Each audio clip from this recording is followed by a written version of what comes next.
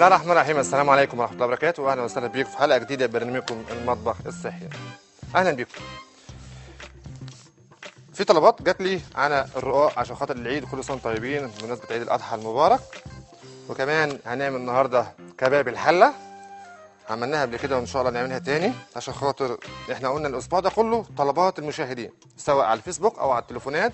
نتمنى مشاركة حضراتكم، وكمان اللي انتوا عايزينه هيتنفذ ان شاء الله. والنهارده عاملين حاجه كمان، حاجه بدون دقيق قمح. ليه؟ لاطفالنا الجمال، عشان خاطر اللي ما بيحبش او ممنوع منه الدقيق القمح. هنعمل له حاجه النهارده بالشعير وكمان بالشوفان. اول حاجه النهارده هنقولها مع بعض رقاق باللحمه مفرومه او اللحمه المعصجه. هنكتب مع بعض المقادير ونرجع مع بعض نشوف هنعمل ايه. مقادير رقاق او رقاق باللحمه المفرومه: نص كيلو رقاق طري او رقاق ناشف، ده او ده حسب ما يكون موجود عندك. ونص كيلو من اللحمه مفرومه بنعصجها بايه؟ بعصجها ببصل، وكمان بحط فصين توم وكرفس وكزبره خضراء و2 ثمره طماطم مقطعه او صلصه وملح وفلفل اسود مع ماده دهنيه زيت او زبده او الاثنين مع بعض سيان. هنقول تاني واحده واحده مع بعض. رقاق باللحمه المفرومه المعصج، نص كيلو من رقاق طري او رقاق ناشف. طبعا الرقاق الطري والناشف الاثنين واحد في طريقه عمايلهم. وكمان نص كيلو من اللحمه المعصجه. هنعصجها بايه؟ هنعصجها ب2 ثمره بصل ونص معلقه صغيره توم مع كرفس وكزبره خضراء و2 ثمره طماطم مقطعه مكعبات او صلصه، ملح فلفل اسود مع زبده وزيت او حاجه من الاثنين. دي طبعا انا عصقتها قبل الهوا، نفس المقادير اللي احنا قلنا عليها بالظبط. نص كيلو اللحمه مع الثوم مع الماده الدهنيه وملح وفلفل اسود. ودي طبعا الزبده. يكون عندي شربات يكون عندي شوربه فراخ او شوربه لحمه. انا هضيف عليها زيتون وجبنه رومي مبشوره. حابين ده حابين، مش حابين هننفذ المقادير بالظبط زي ما احنا قلنا. انا هنا هزود جبنه رومي او زيتون او الاثنين مع بعض. وطبعا هنشوف الرقاق الطري هو ده مخرجنا الجميل. ده شكل الرقاق الطري نفس الناشف بالظبط، بس ده ما باجي احجزه اي حد بتاع. هنعمله ان شاء الله في حلقه قريبه، هنعمله ازاي بيتعمل سواء الناشف او الطري. ده عند اي حد بتاع البيتزا الشرقي او اي حد كنفاني بتاع الكنافه والقطايف. كده دي اول حاجه قلناها. هنيجي مع بعض طبعا لازم نغطيها عشان خاطر ما تنشفش مننا. لو هو الناشف ده او ده بيتعمل بشوربه مفيش مشكله. هناخد اول حاجه رقاق، ما دام هعمله بايركس بيضاوي زي ده كده او مستطيل. لو هعمل في صينيه عاديه مفيش مشكله، لكن ما دام هعمله في كده هعمل ايه؟ هبدا اخد شويه وهقطعه. ام محمد الو. الو، مساء الخير يا فندم. سلام. تحت امرك. ازيك يا سيف؟ نحن الله تمام. لو سمحت انا كنت عاوزه اسال على طريقه شوربه السوفيه، بس عاوزه اعملها دلوقتي لو شوربه سمحت. ايه؟ شوربه السوفيه مش سامع. اللي هي شوربه اسماك فواكه البحر. السي فود. حاضر عينيا حاضر. بس لو سمحت عاوزه اعملها دلوقتي، انا مجهزه كل حاجه بس عاوزه اعملها دلوقتي. حالا ماشي، حالا اقول لك عليها. حاضر تحت امرك. هنيجي بقيس. هي ميزه الطري مثل الرقاق الطري اللي انا بتعامل معاه زي الجلاش بالظبط. اهو بظبط الصينيه زي ما انا عايز، وبشوف عايز اعملها ازاي. اهو خدت كذا طبقه، 4 5 طبقات او رقات، وبظبطهم على مقاس الصينيه اللي انا عايزها. وبعد كده ببدا اشتغلها براحه جدا اهو بالشكل ده. الزيادات ديت بقدر استخدمها بعد كده، ممكن انشفها واسقيها بلبن يا اما في نفس الصينيه. بحط لها كده. ظبطت الصينيه بتاعتي. ناخد ايه؟ هناخد الشوربه بتاعتي تكون عباره عن ايه؟ عباره عن زبده اهو بحط معلقتين من الزبده او 3 معلقتين كفايه. مدام صفاء الو. الو السلام عليكم. عليكم السلام ورحمه الله وبركاته. لو سمحت يا شيف، اموري. عايزه بس طريقه الباتون ساليه والبقسماط.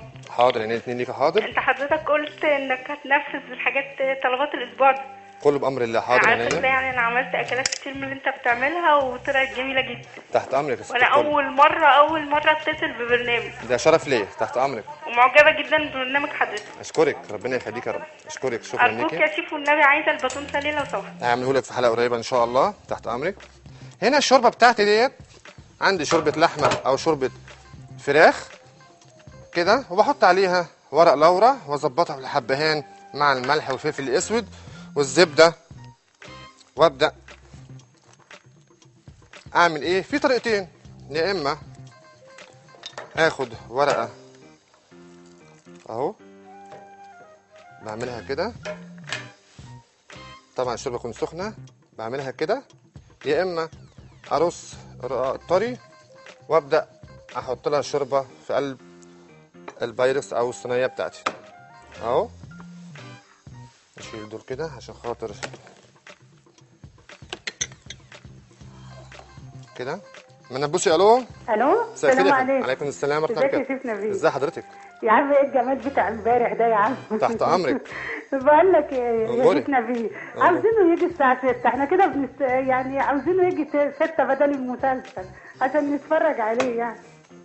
حاضر. حاضر تحت بس امرك. ممكن تكلم الحاج، عاوزه اتكلم على حضرتك. اتفضلي اتفضلي. ثواني. ايوه قول.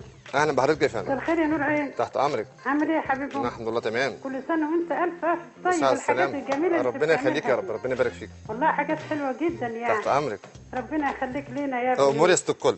ما استغناش عنك ابدا. ربنا يعزك. انا البتاعه دي اللي انت عملتها امبارح، انا ما عنديش الشوايه دي، اعملها في صينيه. مش مشكله. الصينيه احنا قلنا امبارح الصينيه بنعملها او طاسه على عين البوتاجاز مفيش مشكله.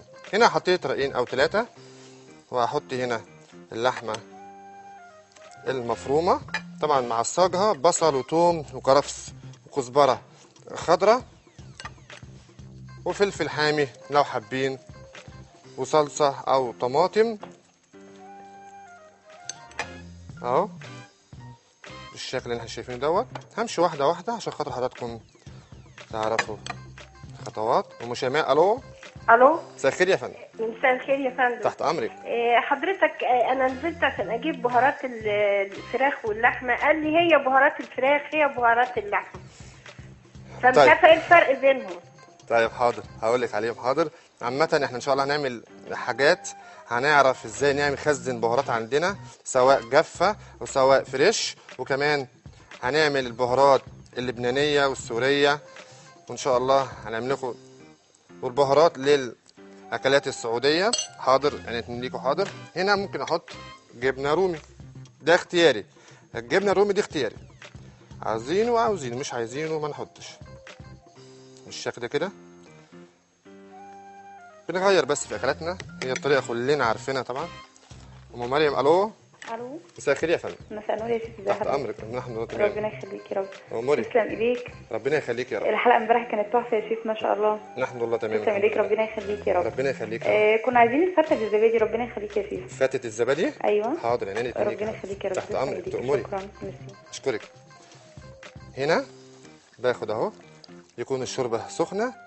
احنا قلنا نعمل بطريقتين، يا اما بنعمل بالطريقه ديت يا اما بالطريقه ان احنا نرص كل رقاق وفي الاخر بنقطعها ونحط شويه من الشوربه ونستخدمها زي الجلاش بالظبط. مدام ايمان. الو. يا ريت حضرتك تسمعي تاني. هنا هاخد الرق تاني، اقدر اعملهم 6 أو 8 رقات زي ما احنا عايزين بالشكل ده. ام طارق. الو. الو السلام عليكم. عليكم السلام ورحمه الله وبركاته. ازيك يا شيف؟ وحشتنا. ربنا يبارك فيك، تحت امرك. ربنا يجازيك خير والله على كل اللي بتعمله عليه لينا. امين يا رب، تحت على امرك. فكره انا عملت الفراخ المقرمشه كانت اكتر من روعه. طيب الحمد لله. والله بالله والشكر. العظيم كل اللي يقولها يا دقعه يقول ده كوكي ده كوكي. ده انت اقول اللي لهم والله عملتيها. عاملاها في البيت. تودونا في داهيه، انت اللي عملتيها مش انا. لا بس والله العظيم الله يبارك لك، الله ربنا يبارك يخليك. لك. وعملت شوربه الكرنب. طيب، لا، لا، وعملت وشف. البطاطس باللحمه المفرومه بتاعت كفته البطاطس.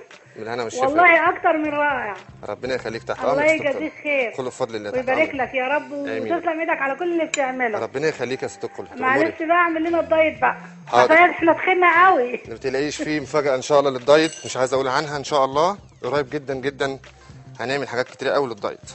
هنا هاخد طبقه اوراق من الرقاق وهبدا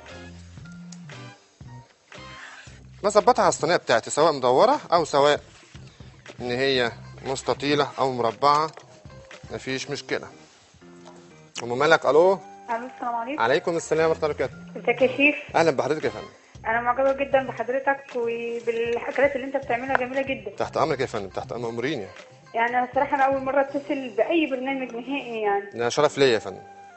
فيا ريت حضرتك يعني معلش تقول لنا على طرق لتجفيف الخضروات. حاضر حاضر. ويا ريت معلش النهارده انا جايبه ملوخيه وعمري ما بعرفش اجففها، جربت كذا طريقه ما بعرفش اجففها. ممكن حضرتك تقول لي النهارده تجففيها ولا تسويها؟ تجففيها ولا تسويها؟ اجففها. حاضر. تجففيها، حاضر. اه حاضر. هقول لك على الملوخيه الناشفه وازاي تشيليها، وكمان هقول لك على الملوخيه الخضراء ازاي تشيليها. الخضراء تجيبيها تغسليها كويس جدا، وفي فوطه نظيفه تنشفيها كويس قوي قوي، تخرطيها زي بالمعنى البلدي يعني، وكمان تبداي تحطيها في اكياس في قلب الفريزر. يكون اي كيس بحط فيه خضار بقفله قفله ما فيهاش هواء. يعني ايه ما فيهاش هواء؟ يعني اقفلها محكمه جدا. اما لو عايز في طريقه تانية، ممكن احط شوربه احطها على النار، الشوربه تغلي، وابدا احط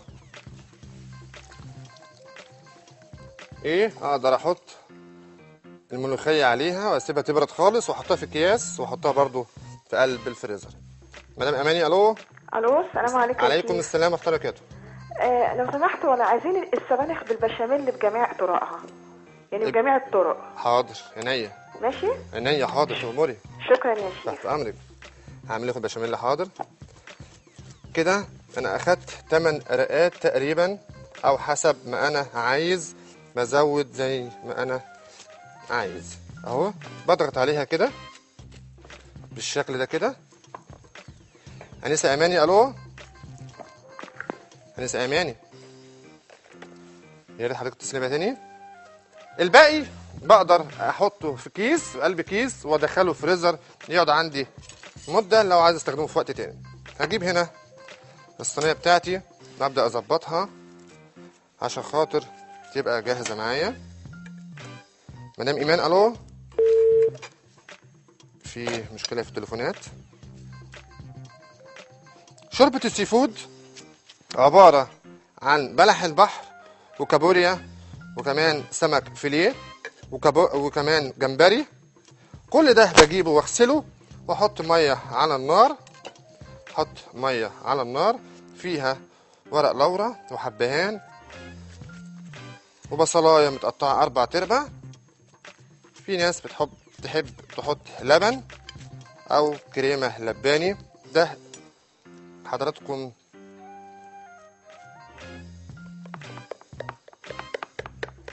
ممكن نقطع بالشكل ده كده، وممكن اسيبه سليم. بعد ما الميه تغلي ببدا اسقط الكابوريا الاول في حله تانية خالص، فيها شويه ميه، فيها كمون وبصلايه وفصين توم. هتغلي لمده 10 دقايق او ربع ساعه، وبعد كده هرمي الميه دي خالص وهاخد الكابوريا في قلب الميه اللي احنا قلنا عليها فيها ورق لورا وحبهان وكرفس وكزبره خضراء. كل ده هنجيبه، وبعد كده هنحط الكابوريا اللي احنا سويناها لوحدها خالص عشان خاطر نشيل منها الزفاره، ونحط شويه من الكابوريا وشويه من بلح البحر يكون مشطوف كويس جدا عشان خاطر ما يكونش فيه اي رمال. هنا ممكن احط شويه صغيرين جدا من الشوربه. ممكن احط هنا لبن وبيض. حابين نحط لبن وبيض مفيش مشكله، مش حابين يبقى ممكن نعمل نفس الطريقه كده. طبعا لو حابب احط لبن وبيض يبقى في نص السوا اقدر احط لبن مع بيضايه زي الجلاش بالظبط. انسه زينب، الو. الو، مساء الخير. مساء النور. تحت امرك. لو سمحت عايزه اعرف ازاي اخزن رمان. ايه؟ اخزن رمان. حاضر، اقول لك حاضر. كده اخدت الزبده وكده خلصناها. هندخل في الفرن. استاذ حازم، الو. السلام عليكم. وعليكم ازي حضرتك يا باشا؟ تحت امرك. ازيك يا شيف، عامل ايه؟ نحن والله تمام. وحشتني والله. وانت كمان والله. ايه الجمال اللي انت عامله ده؟ ربنا يبارك فيك. لوحه فنيه جميله قوي. ربنا يعزك. انا ليا طلب عند حضرتك. امرني. الامر لله سبحانه وتعالى. عايزين كوكتيل الفواكه وعايزين بغاشة. حاضر. بس كوكتيل الفواكه بحيث الالوان تبقى منفصله عن بعضيها. حاضر. ربنا يخليك يا شيف. تأمرني. تحت امرك. متشكر قوي. تحت امرك. تحياتي للكنترول. اشكرك، ربنا يخليك. شكرا ليك. هنا هندخلها الفرن وهناخد بريك سريع وهنيجي نشوف هنعمل ايه بعد كده. طبعا احنا هنا هندخلها الفرن، يكون الفرن عندي شغال قبلها بربع ساعه، درجه حراره عاليه تقريبا 250. وكمان هسيبها في نص سواها او بعد 5 أو 10 دقائق بطلعها واحط اللبن والبيض على الوش وادخلها تاني لو حابين اللبن. مش حابين هي تطلع زي الفل كده. هناخد بريك ونرجع مع بعض تاني. نعمل ايه؟ نعمل كباب الحله. بريك ونرجع تاني.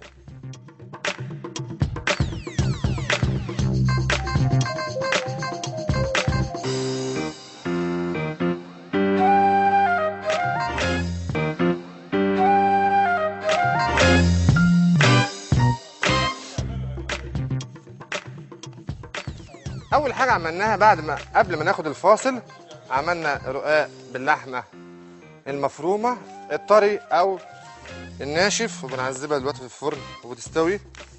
طبعا احنا قلنا اللي حابب يحط لبن وبيض عليها من هنا والشفا، اللي مش حابب مفيش مشكله، هتطلع معاه زي الفل. يحط عليها زبده وشويه نص كوبايه من الشوربه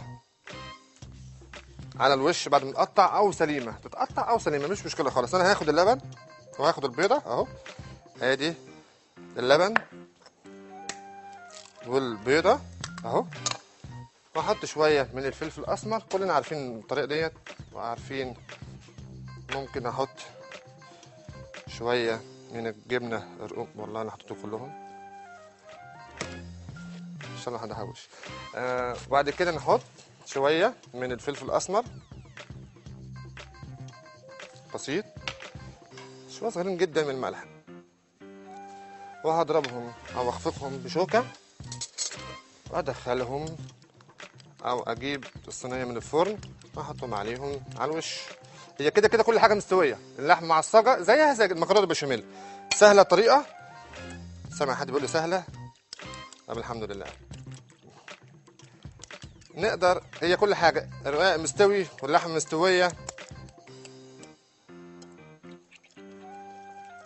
خلاص كده تمام.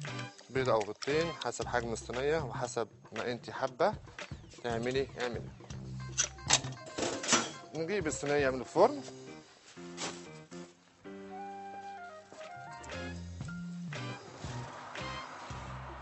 ادي الفرن شايفين شكلها لسه، لو صبرنا عليها شويه هتستوي قبل ما احط اهو. يا دوب الزبده ساحت. ادي اللبن بالبيض والجبنه الرومي. هجيب اي حاجه اوزعها بيهم كده عشان خاطر كل اللون يبقى واحد. عشان كده مقطعينها. لو عايزين سليمه نحطها سليمه مفيش مشكله. حاجه سهير، الو. السلام عليكم. عليكم السلام ورحمه الله وبركاته. ازيك يا احسن شيف في الدنيا كلها والله. ربنا يبارك فيك يا رب. تحت امرك. انا عملت شاورمه الفراخ وشاورمه اللحمه النهارده وطلعوا مش قادره اقول لك عاملين ازاي يعني من جمالهم والله. تسلم ايديك ست الكل. ربنا يسترها معاك يا ابو مريم. امين يا رب. مأمورين. وعايزين بقى الحاجات الحلوه دي عشان العيد بقى. كل سنه وانت طيب. الساعه السلامه ان شاء الله. حاضر. هتلاقي في خرفان وحاجات غريبه بتطير هنا ان شاء الله. الله يبارك لك. تحت امرك. متشكرين على التجديد في المطبخ والله. تحت امرك ست الكل. الله يبارك لك. بألف سلامه. اشكرك يا فندم. شكرا ليكي. هنا ندخلها الفرن تاني وهتاخد سواها، وهنيجي مع بعض نشوف مقادير كباب الحله. بعد ما عملنا رقاق اول حاجه هنيجي نقول مقادير كباب الحله، عشان خاطر احنا النهارده اللي بتطلبوه بنعمله في حلقات جايه، لكن الاسبوع ده كله الجدول عندي مشحون جدا بدليل طلباتكم بناخدها، لكن مش شرط النهارده نطلبه نعمله بكره، عشان خاطر حضراتكم تبقوا عارفين الموضوع ماشي ازاي. هناخد كباب الحله، نكتب مقاديرنا. كباب الحله عباره عن ايه؟ نص كيلو من لحم مكعبات، وش فخده، موزه، كندوز، بتلو، زي ما انتوا عايزين ايا كان نوع اللحمه، تكون اللحمه كندوز صغير بتستوي بسرعه.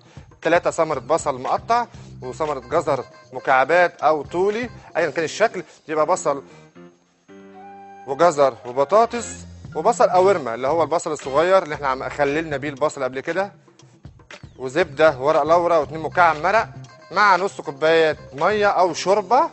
ميه او شوربه، لو شوربه هنشيل مكعب المرق والميه، لو مفيش شوربه هنحط مكعب المرق والميه، مع معلقتين دقيق وبشر جوز الطيب وملح وفلفل اسود. دي مقادير كباب الحله.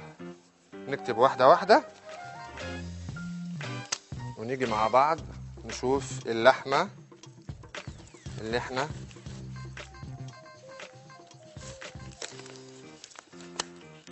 جايبينها. دي لحمه كندوز صغير، دي لحمه كندوز صغير عشان تستوي معايا بسرعه وتبقى معايا سهله. ام طه، الو. ايوه مساء الخير. مساء الخير يا فندم. ازيك؟ ازي حضرتك يا فندم؟ الحمد لله، ربنا يبارك فيك، حاجات جميله قوي. اشكرك، ربنا يخليك. ربنا يخليك. في سؤال، انت كنت عملت الفشار اللي هو بالمارشميلو. تمام. انت حطيت ايه على المارشميلو تسيحه؟ حطيت عليه زبده. زبده بس؟ بالظبط. طب نار هاديه ولا نار هاديه؟ نار هاديه خالص. تحت امرك. اوكي، ربنا يخليك. تأمري. هنا بنقطع البصل ايا كان الشكل، مش هتفرق خالص. طبعا كباب حله يعني بيعتمد على البصل الكتير، وده الشكل ده هنشوف مع بعض دلوقتي. البطاطس مع البصل القوارمه مع الجزر، كل ده خلطه جميله. هتاكلوا خضار اساسا، مش هتاكلوا اللحمه خالص او الصوص بتاعه. ومعانا شيكو. الو، ازيك يا شيكو؟ الحمد لله. اموريني. حضرتك اختي طلبت من امبارح الكرواسون والباتيه. حاضر. نعمل كمان طلبت من حضرتك الكسكسي. الايه؟ الكسكسي. حاضر، هنعمله. حاضر، تحت امرك. كنت مامت منك ما بتتصلش ليه؟ ان شاء الله هنشوف الموضوع دوت في الامم المتحده. هنا ليكي، شكرا ليكي. كده بنقطع البصل، نقطعه اي شكل، وهناخد اللحمه بتاعتنا، لحمه كندوز بنقطعها مكعبات. مدام ايمان، الو. ايوه، السلام عليكم. عليكم السلام يا فندم. انا عايزه اسال حضرتك الشيف نبيل بالنسبه للشاورما اللحمه. اللحمه بتاعتها بتل ولا كندوز الاحسن؟ اللحمه بتاعتها كندوز صغير، او ده نفس قصه كباب الحله، كندوز صغير او بتلو. طيب بالنسبه للرقاق اللي بتعمله الوقت الطري بيتبل برضو زي الناشف؟ انا عملته، حضرتك ما شفتنيش اول حلقه؟ انا شفته بس ما خدتش بالي قوي. هو زي نفس الناشف يعني ما بتعملش زي الجلاش عادي؟ بالظبط. يعني احط عليه لبن ببيض زي الجلاش؟ لا، لبن ببيض عاوزه ده اختياري، عاوزه تحط عليه عاوزه تحط، مش عايزه خلاص، لكن ما نيجي نحط في شوربه زيه زي الناشف بالظبط، نفس الطريقه. طب شكرا. تحت امرك تقول.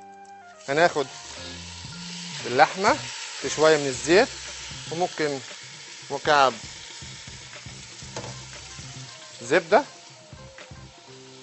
ام مصطفى، الو. السلام عليكم. عليكم السلام ورحمه الله وبركاته. شيخ نبيل، انا بشكر حضرتك جدا على البرنامج وعلى حضرتك الاكلات اللي حضرتك بتقدمها لنا. شكرا يا فندم. بس بطلب من حضرتك طريقه عمل مربى كتكوت.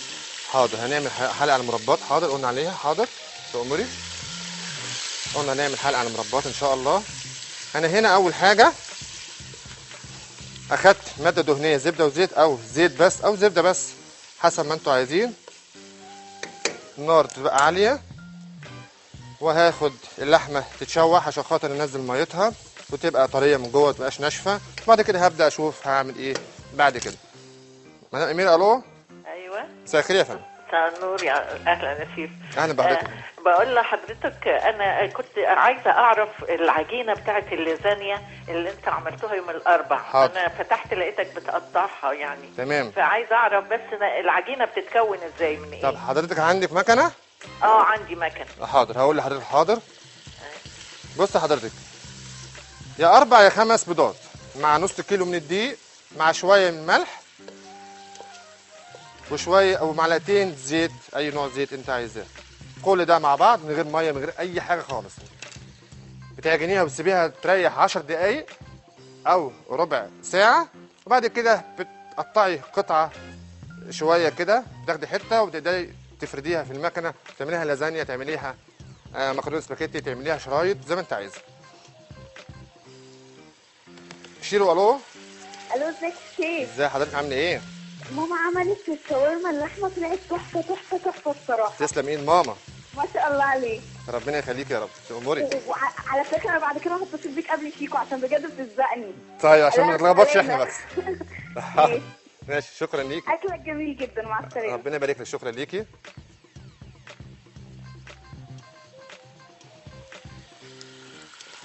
اهم حاجه يا جماعه التوفيق الاول والاخر من عند ربنا، دي اول حاجه. الحاجه الثانيه اللي بيعمل حاجه ورانا، اهم حاجه الامانه في رساله المعلومه او في توصيل المعلومه تبقى سليمه، دي اهم حاجه. لكن اللي بيعمل حاجه بنعملها وعملها وطلعت حلوه، ده توفيق من عند ربنا. لكن في ناس ما بتعرفش تنفذ بالظبط او المعلومه توصل لهم بطريقه صعبه، فاحنا بنحاول نرضي جميع الاطراف. دي اللحمه لسه لحد دلوقتي ما حطيتش البصل خالص عشان خاطر تتشرب معايا او احافظ على الجوسي بتاع اللحمه من الداخل. ام هبه الو. طب يا ريت حضرتك تسمعي تاني. مدام عبير الو. الو مساء الخير. مساء الخير يا فندم. ازيك يا شيخ نبيل؟ نحن والله تمام. ما شاء الله على الحاجات اللي بتعملها كلها جميله. اشكرك، ربنا يبارك فيك يا رب. لو سمحت والله ممكن تعيد لي الشاورما بتاعت امبارح المقادير بتاعتها يعني؟ الايه يا فندم؟ اللحمه والفراخ. الشاورما حاضر. بعد حاضر. اذن حضرتك. حاضر، تأمري. تسلم ايديك. اشكرك يا فندم. كده دي حله، شايفين نزلت ميتها. انا مش حاطط طبعا غير معلقتين زيت ومكعبين من الزبده، لكن دي ميه اللحمه، فانا بحتاج ان انا انشفها خالص وبعد كده ابدا احط البصل. لكن لو حطيت البصل دلوقتي مش هيدي لي اللون البني الجميل اللي انا محتاجه. وهنشوف صينيه الرقاق الجميله في الفرن.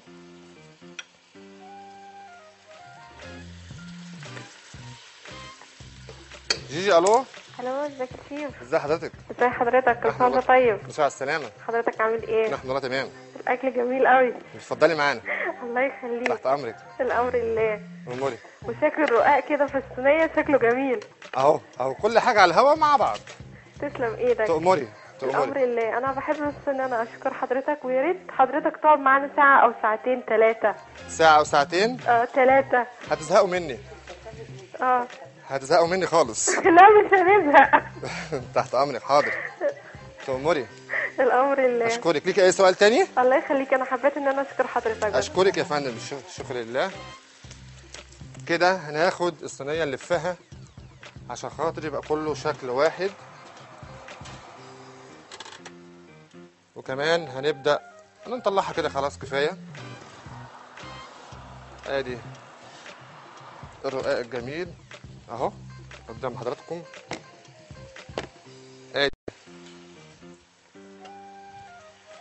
ادي الرقاق وادي اللحمه بنعملها مع بعض. ام علي الو. السلام عليكم. وعليكم السلام ورحمه الله وبركاته. والله انا اول مره اتصل ببرنامج، وبصراحه تسلم ايدك على اللي انت بتعمله. ايه رايك حضرتك في الصينيه اللي احنا عاملينها الصغيره دي؟ والله تسلم ايدك زي الفل. ربنا يبارك فيك يا رب. تحت امرك ست الكل. الله يخليك. والله انا يعني مش عشان خاطر اتفرج على حضرتك، لاني ما بعرفش اتفرج عليك يوم الساعه 1:30 اخد اجازه. انا كده هفصل من الشغل. ينفع الكلام ده؟ كده خراب بيوت. كده صعب. احنا ما رضيناش طبعا. يعني ساعه كمان، يعني بدل ما تبقى الساعه 3 تبقى الساعه حلوه قوي، وهنعرف ان احنا نتفرج عليك وهنتابعك يعني. هنحاول ان شاء الله. حاضر. كل اسبوع اخد يوم اذن يا يوم اجازه عشان خاطر اجي اتفرج على البرنامج بتاع حضرتك، ده كده صعب. ده اكيد شرف ليا ان حضرتك بتتابعيني، بس اكيد زعلان جدا ان انتوا مش بتقبضوا بسببي، دي مشكله. اشكرك. حاضر. تسلم ايديك، ربنا يخليك، وميرسي على اللي انت بتعمله. ربنا يبارك فيك يا رب. اشكرك جدا، شكرا جزيلا. دي طبقات المخرج بيبدع في التصوير. اشكرك يا استاذ مجدي. كده معانا كباب الحله، شايفين ادي الميه شربت خلاص، بتبدا دلوقتي اخد اللون البني الجميل اللي احنا عايزينه. مين معايا؟ مدام ماجده. الو. ايوه. مساء الخير يا فندم. عليكم. عليكم السلام. تسلم ايدك. ربنا يبارك في حضرتك يا رب. الله يخليك. بعد اذنك كنت عايزه بس الاكلير بطريقته، بس واحده واحده عشان اكتب معاك بس. مقادير وطريقته. حاضر، عينيا اتنين ليكي. حاضر. تسلم عيني. تحت امرك. لو جاهزه معانا هننزلها. حاضر، عشان ما ننساش نكتب كل الاسئله. الاكلير. مدام سحر. الو. الو. مساء الخير يا فندم. مساء النور. تحت امرك. تسلم ايديك على كل اللي بتعمله. ربنا يبارك فيك يا رب. الله يخليك. انا كنت عايزه اسال سؤال بس بالنسبه للرقاق الطري، انا ممكن اجيبه واعينه في الثلاجه مثلا لمده سنين او حاجه قبل ما استخدمه؟ ممكن ايه؟ معلش. الرقاق الطري ماله؟ لازم يتعمل يوم ما اجيبه ولا ينفع اعينه في الثلاجه؟ الافضل انت تعمليه في اليوم، نفس اليوم. طب حضرتك لو انا عايزه اجيبه قبلها بيوم واعينه ممكن تحطيه في الفريزر، تجيبيه طازه وتحطيه في كيس بلاستيك وتحطيه في الفريزر، مفيش مشكله خالص. وقبل ما تستخدميه تطلعيه قبليه بساعه او نص ساعه من الفريزر، تقدري تستخدميه، هيبقى جميل جدا ويطلع ان شاء الله احلى من اللي انتوا شايفينه على الشاشه.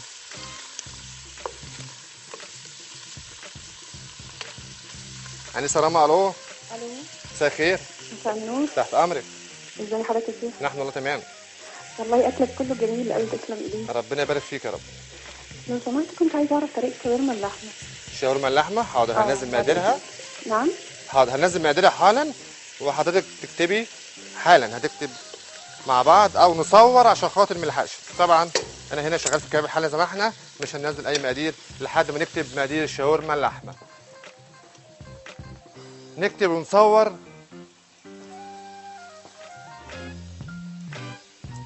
براحتنا. الامر اللي انا بحب بس ان انا اشكر حضرتك، ويا ريت حضرتك تقعد معانا ساعه او ساعتين 3. ساعه او ساعتين؟ 3. هتزهقوا مني. هتزهقوا مني خالص. لا مش هنزهق. تحت امرك. حاضر، تأمري. الامر اللي اشكرك. ليكي اي سؤال تاني؟ الله يخليك، انا حبيت ان انا اشكر حضرتك. اشكرك يا فندم، شكر لله. كده هناخد الصينيه نلفها عشان خاطر يبقى كله شكل واحد، وكمان هنبدا نطلعها كده. خلاص كفايه. ادي الرقاق الجميل اهو قدام حضراتكم.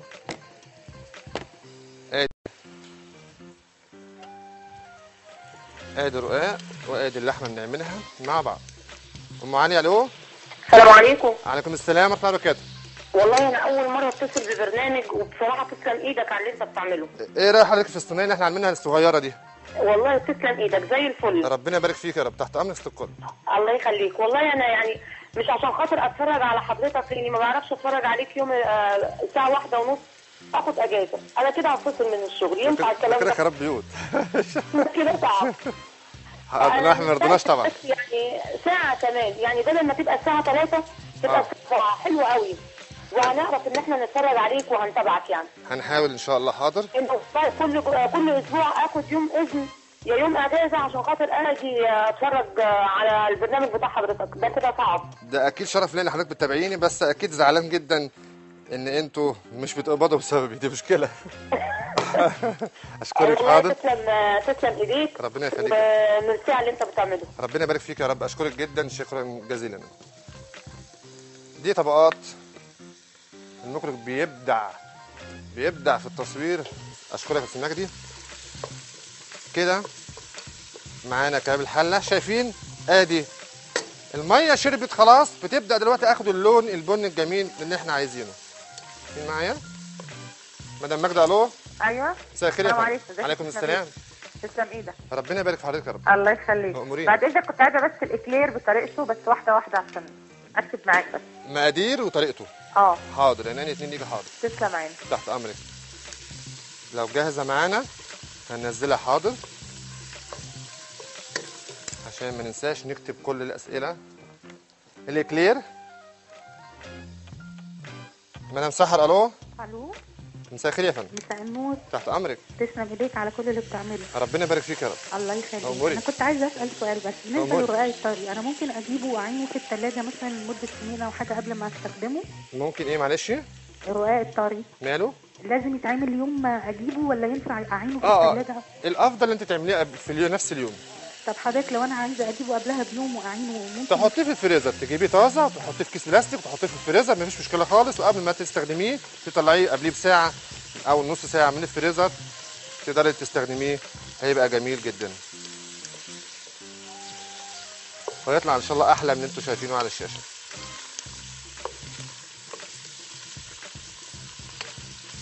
انسه رما. الو. الو، مساء الخير. مساء النور. تحت امرك. ازي حضرتك يا شيخ؟ نحن والله تمام. والله اكلك كله جميل قوي، تسلم ايديك. ربنا يبارك فيك يا رب. لو سمحت كنت عايزه اعرف طريقه شاورما اللحمه. شاورما اللحمه. حاضر، هننزل مقاديرها. نعم.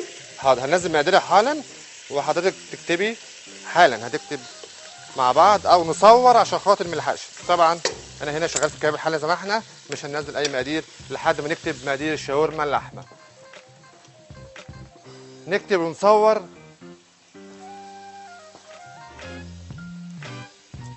براحتنا.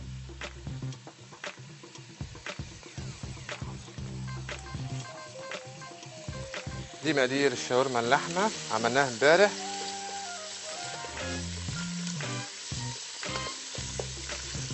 نرجع مع بعض للكباب الحله. انسه هبه. الو. الو. مساء الخير يا فندم. مساء النور. تحت امرك. انا كنت عايز اسالك سؤالين بس يا شيخ. امور يا فندم. عايزه اعرف طريقه السي فود اللي حضرتك كنت بتشرحها دلوقتي. طريقه ايه؟ السي فود، شوربه السي فود. السي فود. حاضر. بيتحط لها لبن قد ايه، وان كان بيتضاف عليه دقيق ولا لا؟ لان انا شربتها يعني كلتها قبل كده كانت ثقيله شويه سنه. بص حضرتك، هو في وعايزه كذا اعرف برضه التوابل اللي بتتحط لها، يعني كمون او بهارات او ايه. حاضر، هقول لحضرتك. حاضر. وفي سؤال تاني بس يا ريت تجاوبني على الاسئله دلوقتي. اموري. حاضر. المكرونه اللازانيا العجينه اللي حضرتك قلتها من كام حلقه، يوم الاربعاء، ممكن اعملها من غير المكنه بالخشبه اللي هي بنفرد بيها عجينه البيتزا ولا لازم المكنه؟ عشان كلها تبقى سمك واحد، فصعب عليكي جدا بالنشابه او الفره ده، تبقى صعب عليكي. لكن المكنه مش غاليه خالص. هجاوب حاضر على السي فود زي ما انتوا عايزين. كده بسوي البصل واحط كمان قرنين فلفل حامي. ام عصام. الو. ربنا يبارك لك يا شيخ نبيل. تحت امرك. بقول لحضرتك ما قلتلناش الفرق بين بهارات اللحمه وبهارات الفراخ ايه؟ انا قطعت الفراخ ومش عارفه اعمل ايه. حاضر. لا مفيش مشكله خالص، تقدري تستغني خالص على البهارات ديت وتحطي البهارات اللي احنا قلناها في المقادير، مفيش مشكله خالص. اما بهارات اللحمه احنا ان شاء الله في حاجه اسمها قلم مصالة، اللي هو البهارات الكبسه، وبهارات البهارات الهنديه، وبهارات اللحمه والفراخ والجمبري، كل ده او الاسماك بمعنى اخص، كل ده هنقوله ان شاء الله في حلقه، وهنجمعها مع بعض، وازاي نخزنه حبوب وازاي نخزنه باودر. حاضر. السي فود عباره عن ايه؟ جبنا الكابوريا بس، الكابوريا بس دي اللي سويناها في ميه مغليه فيها كمون وورق لورا وبصل، سيبناها 10 دقايق وبعد كده طلعناها شطفناها كويس عشان خاطر اللون بيبقى برتقاني، بعد كده بيفتح في لونه. اما باقي الحاجه كلها بجيب حله تانية نظيفه فيها ميه وفيها البصل وورق اللورا وفيها حبايتين من حبان او 3، وبعد كده ببدا احط الكابوريا وابدا احط البلح البحر بعد ما اغسله كويس جدا، واحط السمك الفيليه، واحط كمان الجمبري، كل ده مع بعضه، واحط كمان كرفس وكزبره خضراء، واحط معاها ممكن احط بصلايه اقطعها 4/4. كل ده البهارات او الحاجه بتاعت المكونات بتاعت السي فود. دي حاجه. عاوزين بعد ما تستوي وتبقى زي الفل بالشوربه بتاعتها نشربها كده مفيش مشكله. عاوزين نحط كريمه لباني مفيش مشكله. عاوزين نحط لبن نحط نص كوبايه. مقادير الاكلير على الشاشه لحضراتكم، بنعملها زي بلح الشام بالظبط، بس بلح الشام بياخد زيت مع الميه المغليه. احنا هنا حطينا احط هنا معلقه واحده من الزيت.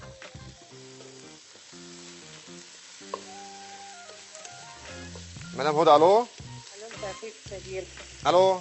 الو مساء الخير يا مساء الخير يا فندم. مساء الخير. تسلم ايدك على اللي انت بتعمله. تحت امرك ست الكل. وكمان الحاله ده انا هعمله دلوقتي على طول. بالهنا والشفا ليك. تسلم ايديك. انا كلمتك امبارح لسه متجوزه جديد، ما عملتليش القلقاس ولا الخبيز. احنا ده لسه متجوزه جديد، يبقى انا لسه هعمله. حاضر اعمله لك قريب جدا. حاضر. الله يخليك. ميرسي خالص يا شيخ نبيل. ميرسي خالص. وانا هتابعك على طول ان شاء الله. ده شرف ليا يا فندم، يسعدني. اشكرك يا رب. بس اهم حاجه بتكون بنوصل معلومه بامانه شديده. انا ماشي خطوه خطوه. الكباب الحله ما بياخدش حاجه مجهود، بس بياخد وقت شويه في اول بدايته، وبعد كده بيبقى الموضوع سهل جدا. مدام حنان الو. مساء الخير يا فندم. مساء النور يا شيخ نبيل. ومرست الكل. ميرسي قوي على الاكلات الجميله اللي حضرتك تعملها لنا. ربنا يبارك فيك يا رب. الله يخليك. بس بعد اذن حضرتك انا ليا كام سؤال عند حضرتك. اموري. السؤال الاولاني انا عايزه يعني حضرتك اللي هو بالنسبه للكريمه اللباني. انا ساعات كتيره قوي ما بلاقيهاش في السوبر ماركت. ما تلاقيهاش. فكنت عايزه اعرف هل ليها بديل؟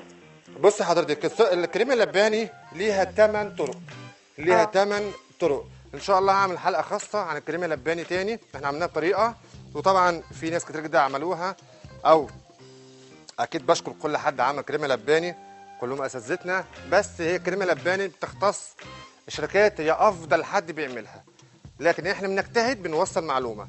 اما الطرق بتاعتها ان شاء الله ليها 8 طرق في حلقه خاصه خالص هتبقى لوحدها للكريمه اللباني، هنعملها مع بعض.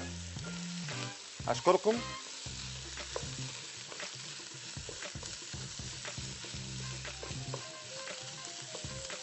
مدام رحاب الو. الو السلام عليكم. وعليكم السلام يا فندم. ازي حضرتك يا شيخ؟ اهلا بحضرتك يا فندم. والله تسلم ايدك على كل حاجه حضرتك بتعملها. ربنا يبارك فيك يا رب. تحت امرك. والله انا متابعه، بس يعني بصور كل حاجه، مش عارفه اتصل بحضرتك، يعني اول مره اتصل بحضرتك دلوقتي. شرفيني. شرفيني. معلش عايزه بس اطلب من حضرتك طريقه اللحمه الضاني، بس تكون بطريقه ما يبانش فيها ريحه اللحمه. ما يبانش فيها ريحه اللحمه. وبعد اذنك يعني عايزه طريقه البطاطس المقرمشه. حاضر.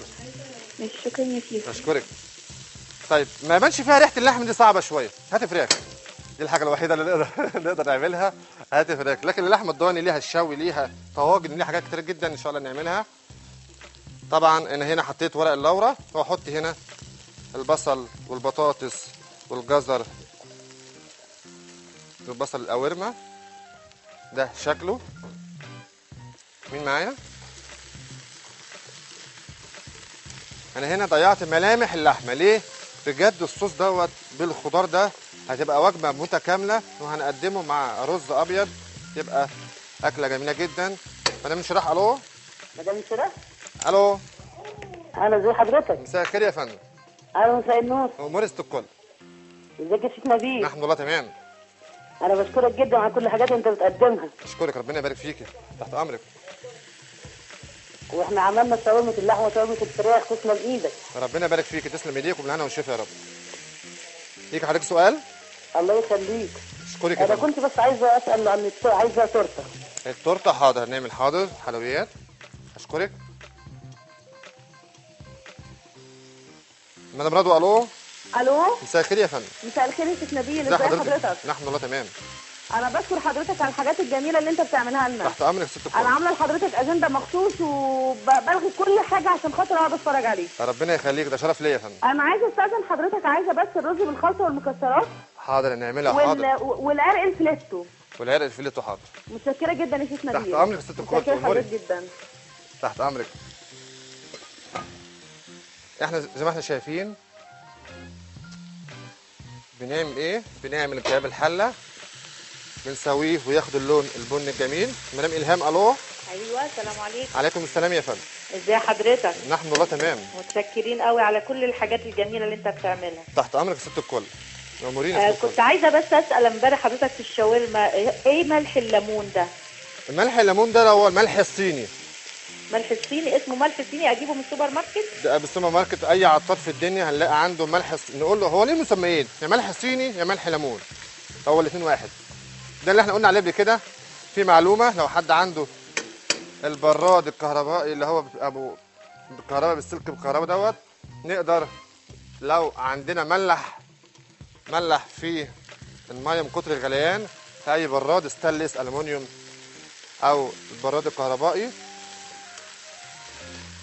بنحط ربع معلقه ونسيب الميه تغلي شويه لمده 5 دقايق، وبعد كده بنشطفه بيطلع البراد كانه لسه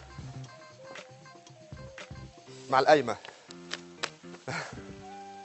كده انا حطيت الفلفل الاسمر. مش هعمل تاني، ناخد بريك ونرجع مع بعض. مش هعمل اي حاجه تاني في كباب الحله، هفضل اشوح فيه كده لحد اللحمه تمشي انا اسويها. هناخد بريك ونرجع مع بعض نشوف هنعمل ايه تاني. بريك ونرجع تاني.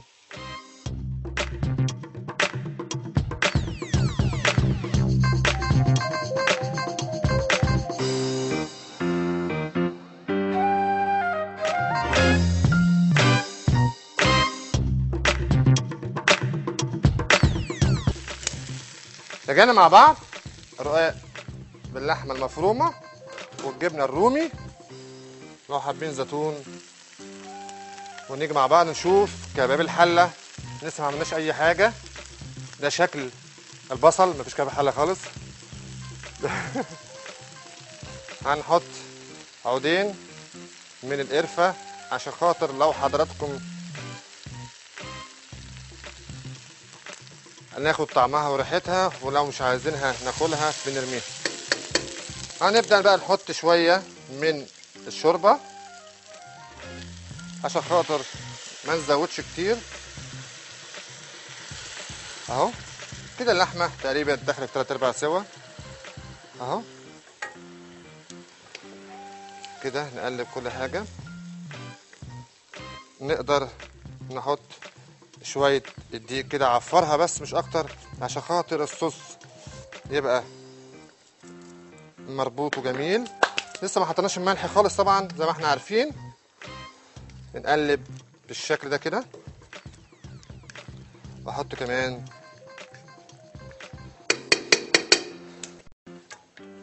شوية من الشوربة، وابدأ اغطيها. ادي اللحمه بتاعتنا، هغطيها عشان خاطر نشوف هنعمل ايه. طبعا هقدمه مع رز ابيض. ده شكل الرز احنا عاملينه قبل الهوا، رز ابيض خالص عادي خالص. وهنيجي نشوف مقادير الكيكه. كيكه البرتقال بدون دقيق او بالشعير. ده رز طبعا احنا عاملينه قبل الهوا، حطيناه في قالب ونجمل الشكل مش اكتر من كده. هنكتب مقادير الكيكه البرتقال بالشعير والشوفان. كيكه البرتقال عباره عن ايه؟ عباره عن كوبايه زبده ومعلقه كبيره بشره برتقال او بشره برتقال. بنجيب برتقانه نبشرها، وبعد كده بنجيب كوبايه وربع سكر و6 بيض، 6 بيض مع 3 كوب شوفان بودر، ده موجود في اي حته، و3/4 كوبايه جوز هند مع 3/4 كوبايه دقيق شعير، او الشعير اكتر او الشوفان اكتر مش هتفرق خالص. معلقه بيكنج باودر وفانيليا. والشربات هنعمله مع بعض عباره عن ايه؟ نص كوبايه سكر ونص كوبايه ميه وعصير برتقانايه واحده فقط لا غير. هنشوف كل حاجه مع بعض. دي البرتقانايه جايبين نتفرج عليها بس. والشوفان هوريك الشوفان والشعير، ادي الاتنين جنب بعض اهو، مش هتفرقوا بينهم خالص في اللون ولا في الشكل ولا حتى في اي حاجه اهو. الشوفان اكتر او الشعير اكتر مش هتفرق خالص. لو حطينا 4 كوبايات الا ربع مفيش مشكله، او 4 كوبايات كاملين مفيش مشكله. ده بالنسبه للكيكه. هنبدا نحط الزبده. اول حاجه بناخدها الزبده اهو مع السكر، كوبايه الزبده مع السكر. ام محمد الو. الو مساء الخير يا فندم. السلام عليكم. عليكم السلام يا فندم. اهلا وسهلا شيف نبيل معك. اهلا بيك يا فندم. اهلا وسهلا بحضرتك. تسلم ايديك والله، حاجه زي العسل. ربنا يبارك فيك يا رب. الله يخليك، تسلم تحت يا رب. امرك. لو سمحت البرجل ماله؟ حضرتك قلت الفول الصويا. فانا مش عارفه ايه الفول الصويا اصلا. مش عارفه فول الصويا؟ فول الصويا انا ده ما حضرتش الحلقه اصلا يعني. حاضر. فكنت عايزه اعرف، وبرده كور الجوز الهند كنت عايزه اعرف ايه اللبن المحلى، يعني محلاه بالسكر ده يعني ولا ايه؟ هنعمل حاضر كور جوز الهند ان شاء الله الاسبوع دوت، وهنعمل بديل اللبن مكثف او لبن محلى. حاضر تأمري. كده بناخد السكر والزبده اول حاجه، وبعد كده هنشوف هنعمل ايه مع بعض. مين معايا؟ نوران. الو. الو. مساء الخير يا نوران. الحمد لله. عامله ايه يا قمر؟ تسلم ايديك. ربنا يخليكي. انا عاوزه حضرتك تعمل لي الايس كريم بالشوكولاته. الايه؟ الايس كريم بالشوكولاته. ايس كريم حاضر، عينيا الاتنين كده نوران. والهمبرجر. حاضر. انت كاتبه منيو عندك ولا ايه؟ نعم؟ كاتبه منيو عندك؟ كاتبه ورقه عندك ولا ايه؟ حاضر. سلمي لماما بقى، سامعه ماما بقى اللي بتمليكي. شكرا ليك يا نوران. كده هاخد بشرة البرتقالايه. مدام هلا. الو. الو. مساء الخير يا فندم. مساء الخير. امور السكون، ازي حضرتك؟ عامله ايه؟ بشكرك الاول على كلام الحل عشان انا كنت طالباه. ربنا يخليك، تحت امرك في الكل. متشكرين قوي يا شيخ. تحت امرك. عايز اسال سؤال ثاني بقى معلش. اموري. كنا واكلين في فرح فراخ بانيه محشيه لحمه بمكسرات رولز كده. دي فعايزه اعرف ايه، انا مش عارفه هي كانت مدوره كده زي الطعميه كده، بس الفراخ وجواها لحمه بالمكسرات. طب حاضر هقول لك عليها. كانت محشيه جبنه، ده ليه في كذا حاجه محشيه جبنه. هنا هنشوف كمان الحله عشان ما نتوهش من بعض ونركز ونشوف هنعمل ايه. وهناخد الملح، جه دور الملح بعد ما اللحمه تستوي. احط الملح بالشكل ده كده. سليمان الجميل. هنشوف مع بعض.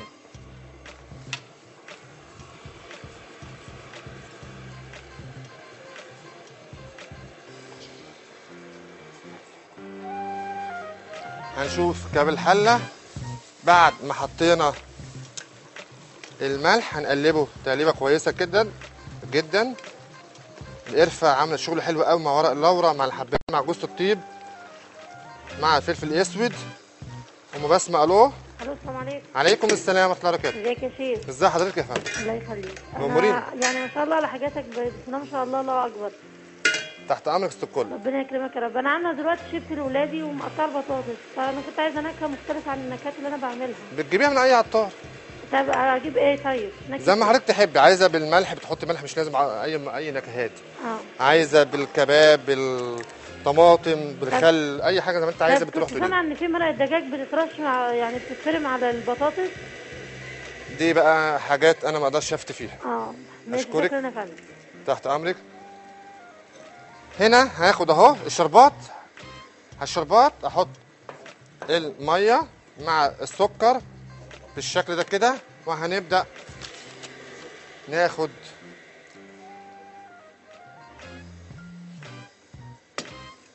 ناخد البرتقال. انا فتحيه. الو. الو. مساء الخير يا فندم. عليكم. عليكم السلام ورحمه الله وبركاته. لو سمحت عايزه حضرتك توريني القوطه اللي هي بتتحط على التسقيه في الايه يا فندم؟ القوطه اللي هي تسبيكه القوطه نفسها. حضرتك عملتها قبل كده وانا ما شفتهاش. القوطه؟ حضرتك كنت بتعمل تسبيكه قوطه فيها توم وفيها صلصه البيتزا ولا ايه؟ ايوه زي صلصه البيتزا. طب اللي هي بتتحط على الرقاق والحاجات دي وعلى المكرونه وكده. حاضر. شكرا. كثير. حاضر تحت امرك استقل. هي عباره عن بصل وطماطم منزوعه الجلد والبذر. هنا كباب الحله. احنا بنشتغل في حاجتين. دي شربات اللي احنا هنعمله، وبنبدا هنا بناخد السكر مع الزبده مع البيض واحده واحده. الست بيضات بكسرهم اهو. وكمان باخد بيضه عشان خاطر الخليط بتاعي يتنفس. بحط كل المقادير مع بعضيها، مفيش اكتر من كده، مش بعمل اي حاجه تاني. مدام هايه. الو. ايوه يا شيخ. مساء الخير يا فندم. ازي حضرتك؟